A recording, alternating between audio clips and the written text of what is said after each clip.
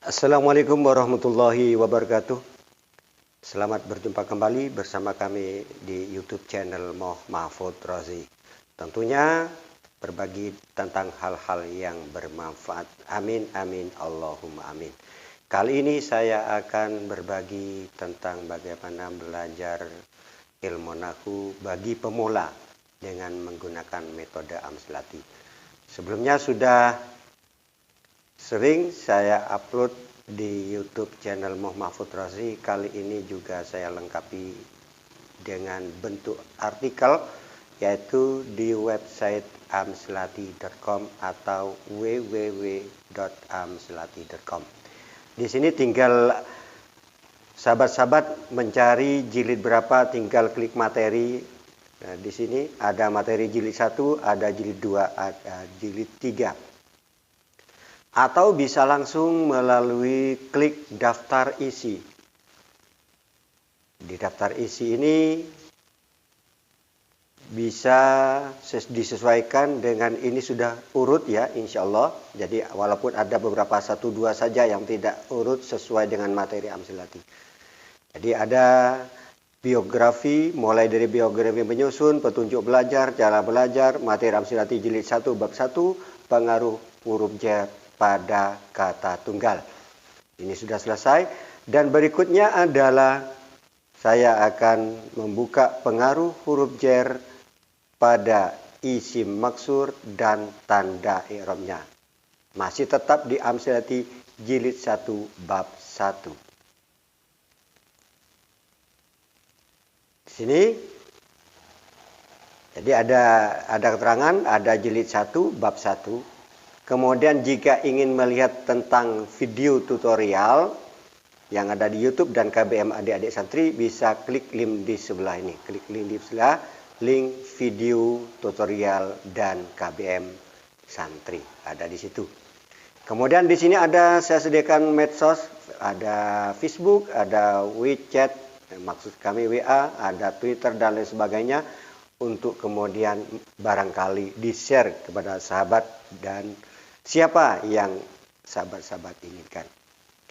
Pada artikel sebelumnya sudah kita bahas materi jilid 1 bab 1, pengaruh huruf jar pada satu kata, baik yang ada al atau tanpa al serta tanda i'rabnya.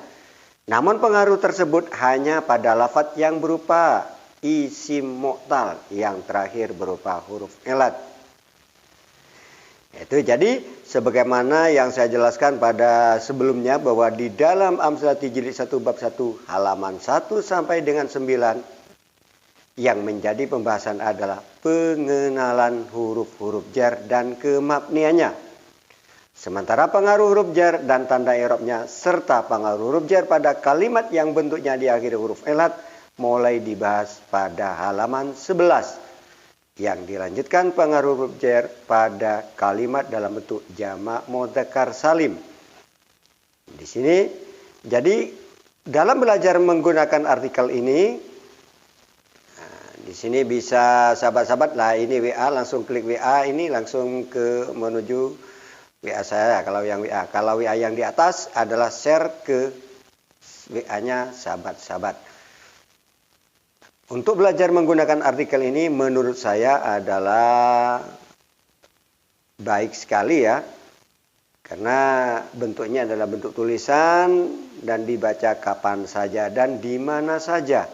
Dilengkapi pula dengan nadom-nadomnya atau dasar-dasarnya yang secara berulang.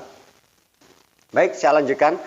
Sedangkan pengaruh huruf jar pada kalimat yang bentuknya tasniyah, jamak muannats salim dibahas pada jilid 2 masuk di dalam rumus A1. Di dalam jilid 2 ini peserta sudah mulai dikenalkan isim beserta semua jenisnya dengan menggunakan rumus-rumus. Bisa dilanjutkan dalam artikel ini ya. Oleh karenanya maka semua peserta haruslah betul-betul paham dan hafal terhadap materi-materi yang ada pada jilid 1 dan seterusnya. Sebab materi jilid 1 selalu ada kaitannya dalam pembahasan mengenai bagaimana cara pembelajarannya, sudah saya tulis sebelumnya. Ini waktu penulis sedang mengisi pelatihan Amsati di Purwokerto, Jawa Tengah.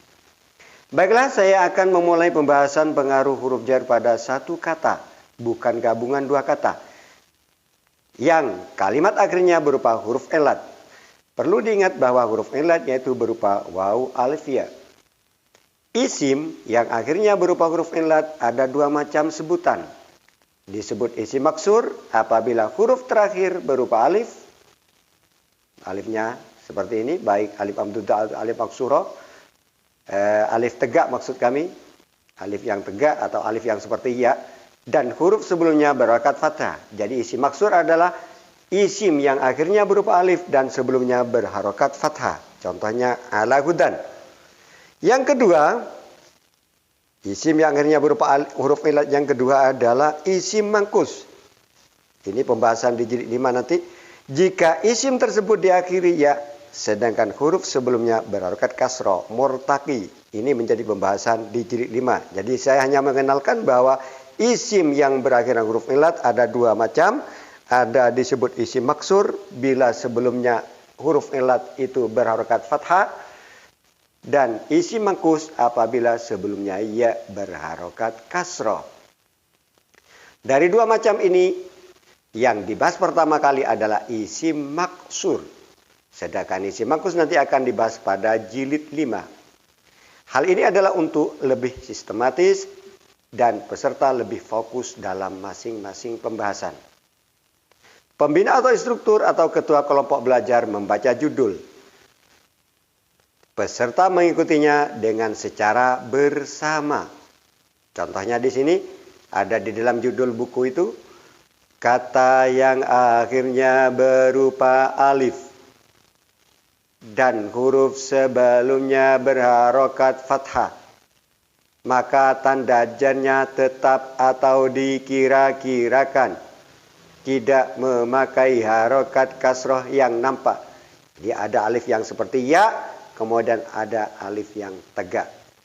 Harokat sebelumnya berharokat fathah. Maka semua i'rabnya dikira-kirakan. Contoh di sini bil huda. Jadi saya lengkapi dengan uraiannya. Bi adalah huruf jar. Dasarnya maksudnya tulisan ini ya. Jadi haka huruf al jar wahya min ila. Kemudian semua huruf termasuk huruf jar hukumnya mabni. Dasarnya wa kullu harfi mustahiqul lil bina. Kemudian bi mabni kasroh. Tadi semua huruf termasuk huruf jar, semua huruf termasuk huruf jar hukumnya mabni. Bi mabni kasroh. Setelah bi dibahas, kemudian al-huda. Lafaz setelah huruf jar, hukumnya majrur atau jar. Dijarkan oleh bi, maksudnya ditulisan di sini. Al-huda dijarkan oleh bi. Tanda jarnya dikira-kirakan pada alif karena isim maksur. Dasarnya fal awwalul i'rabu fi qaddira jami'uhu wa walladzi qad kusira. Isim akhirnya alif disebut maksur. I'rab kira-kirakan, jangan takabur. Semua i'rabnya, rafa'nya dikira-kirakan, jarnya dikira-kirakan. Begitu pula nasabnya dikira-kirakan pada alif. Nah, pada kesempatan ini yang dibahas adalah isim maksur yang berada setelah huruf jar, berarti hukumnya jar, tanda jarnya dikira-kirakan pada alif. Artinya apa? Tidak menggunakan harokat kasroh, tidak bil hudi atau bil hudayi, tapi tetap dibaca bil huda. Al-huda tanpa tanwin. Bil huda, al-huda tanpa tanwin. Kenapa tanpa tanwin? Karena ada al. Dasarnya wa yuhdhafu tanwinu fil ismi idza dakhala fihi al wa bil aksi kadza. Isim jika ada al tanwin dibuang, bila tidak ada al tanwin dipasang. Isim bila tanpa tanwin maka maksudnya kami isim jika tanpa al maka dengan tanwin. Ala hudan, kalau ada alnya maka tanwin dibuang menjadi alal huda. Itulah contoh-contohnya. Demikianlah pembahasan kali ini. Semoga bisa melanjutkan pada acara pembelajaran berikutnya. Harapan saya semoga bisa membantu kepada yang membutuhkan, bisa bermanfaat dan sama-sama memperoleh barokah. Amin, amin, Allahumma amin. Baiklah teman-teman, sahabat sekalian, jangan lupa Al-Fatihah kepada penyusun dan orang-orang yang menyebarkan metode Amsal Hati ini, termasuk kepada saya sendiri.